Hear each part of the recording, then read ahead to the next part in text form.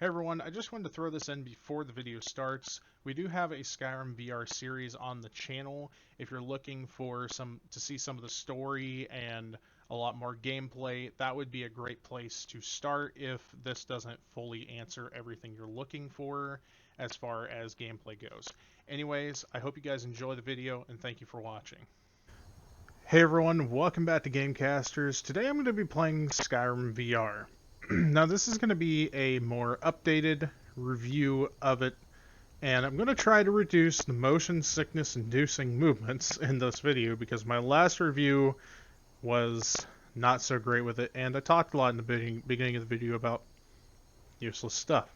So I'm going to go over combat, I'm going to go over gameplay, and everything that I think might help some people determine if they want to buy this. There is one thing I want to say right out the gate. I apologize for any erratic movements. What I personally see in the headset is not moving nearly as much as the recording is. The recording is picking up a box of what I'm seeing. Whereas when I look around, I'm seeing this wide, vast, open view.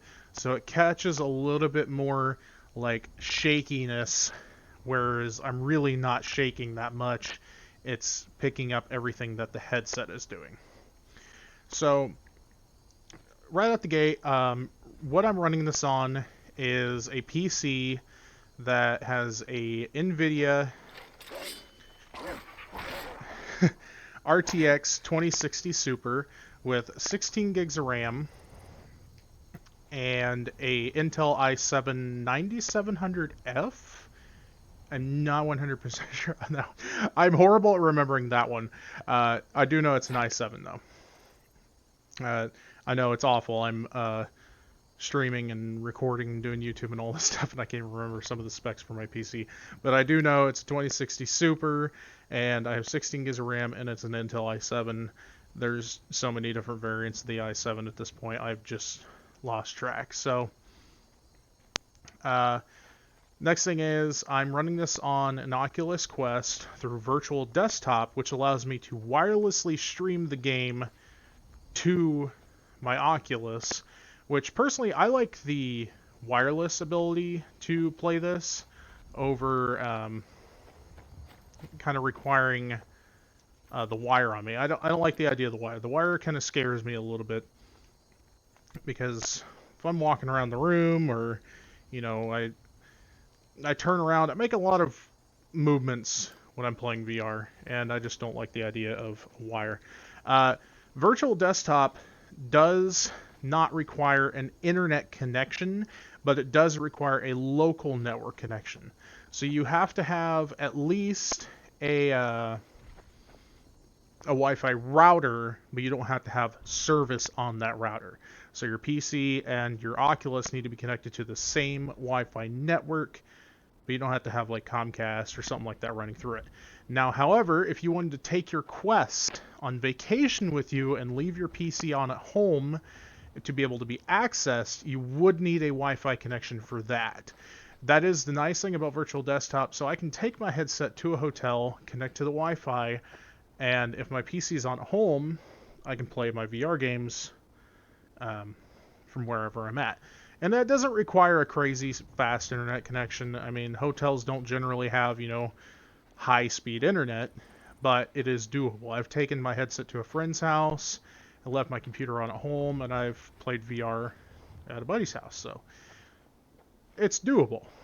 I wouldn't say it's like 100% smooth like it would be if you're in your own house, but if, you know, you have a desktop computer and, you know, you're not about moving that constantly, then that is an option to you. So one cool thing about Skyrim in VR, and this is a bonus that you actually can't do in vanilla Skyrim, is with magic, you can kind of aim at different targets with your magicka, and that gives you more maneuverability when in combat. So that is one benefit to playing this in VR. I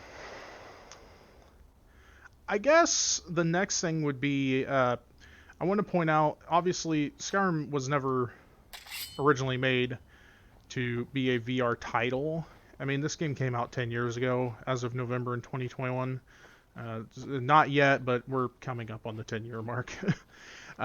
So you're not buying a full-fledged VR title when you buy Skyrim in VR. Keep that in mind. They did do good transferring the Skyrim experience over to VR, but I mean, there's not a whole lot of, like, it's not crazily immersive. It's just, if you want to play Skyrim more in a first-person kind of perspective, and kind of, you can just swing your swords wherever you want to, then you can do that. It's more of an immersive way of playing Skyrim. Now, another thing is, graphically speaking, I've done everything I can to make this look great for you guys. From what I'm seeing, it looks like I'm literally looking at a computer screen running this in like 4K. But recording Skyrim is a whole nother task, in VR at least. It doesn't pick up exactly the same. You got to remember, the headset is producing this 3D vast world around me, whereas when I'm recording it, it's taking what I'm currently looking at and making a box out of it. So erratic movements kind of start happening and all that. So I'm doing my best not to, make some crazy movements as much as possible. Now, there's some control things you can mess with on here. Steam has a control binding online library for their VR games.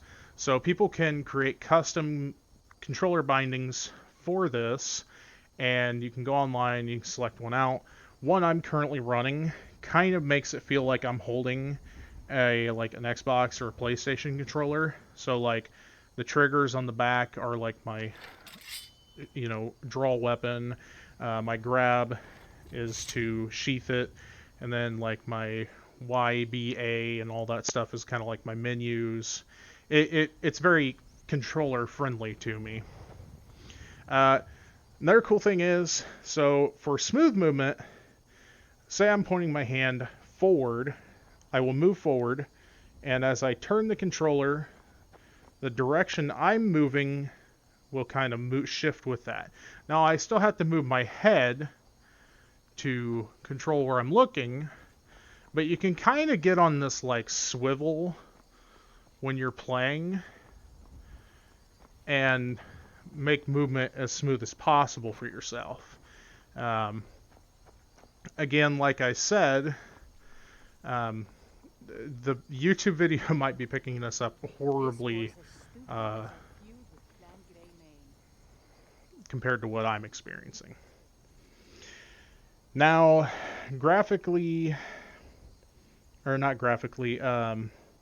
smoothness, I would say, I wouldn't put this at a 10 out of 10. You got to, again, you got to take into factor, Skyrim is old, and it's been converted into a VR game. So, I mean, performance is there. You're going to still run into some weird problems just because of the fact that you're playing it in VR compared to it was more meant for like a model in the game to be doing stuff that you're inputting from a controller or keyboard and mouse. Modding is available for this on PC. That is 100% confirmed. I can tell you that much. However, I do not know if the PlayStation version of this does support mods. That would be something you'd have to go to your PlayStation store and check for yourself. I don't think this is on Xbox at all. Xbox doesn't have like an officially supported VR headset yet, so sadly there is not really an option for that. However, if you have a gaming PC and you want to get into VR, or you have an Oculus Quest, you can play this through Steam VR again. Realistically, there's a lot of the questions that people have about this that I would not be able to answer in a short review video. So if you have any minor questions or I mean any questions honestly, leave a comment down below. I do my best to respond to them when I can. I work a 5-day week schedule, so my replies might not be immediate, but if I catch them when I am on there, I will respond to those immediately and kind of get back to the other ones when I can. So yeah, and as far as PC specs go, I mean, the 2060 Super is kind of, yeah, a newer card, but I mean, I feel like any computer that can run Skyrim could run Skyrim in VR. I don't really see a whole lot of limitations going on with that. I mean, I'm running a 2060 Super and recording it while playing it and streaming it to my Oculus. So there's a lot graphically going on my computer right now. I imagine I could just play this on, a few steps down from what I'm running.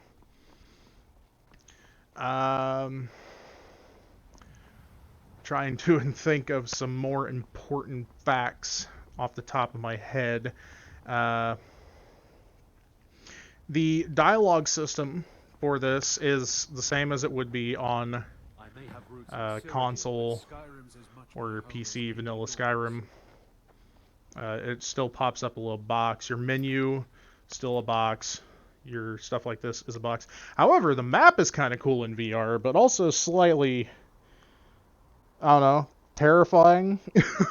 I'm just kind of floating up in the sky and moving around to look at things. But it's kind of cool at the same time. But if you have a fear of heights, be prepared for that if you pop into the Skyrim map and go to select a location, because it doesn't pop up here. It pops up underneath you and puts you way up in the sky. So again, if you guys have any questions, leave a comment down below. I'll do my best to answer them. This kind of just covers the basics, and you get to see Skyrim running. Combat. So, okay, I need to go to the map here. I'm doing awful right now. I get sidetracked easily. I apologize. Okay, so we got a couple of cultists here. This is one of the best places to go early on to get some combat in. So we'll show off some combat here. Nope, that's not what I wanted. Let's bring out some magic. We got a sword, and I've got my Fus Roda equipped, so use some magic and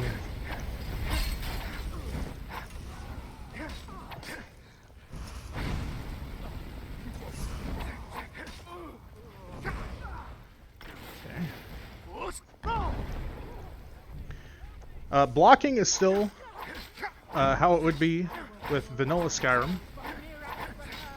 So I can kind of put my sword up and also die from my own fire damage. These cultists are a little strong. I will give them that. But blocking can still be done how you would normally play in vanilla. So, which is actually kind of cool, because if you're dual wielding, you can still block by putting your swords up. Whereas I don't think you could do that with dual wielding in vanilla. So, it's kind of a little neat feature.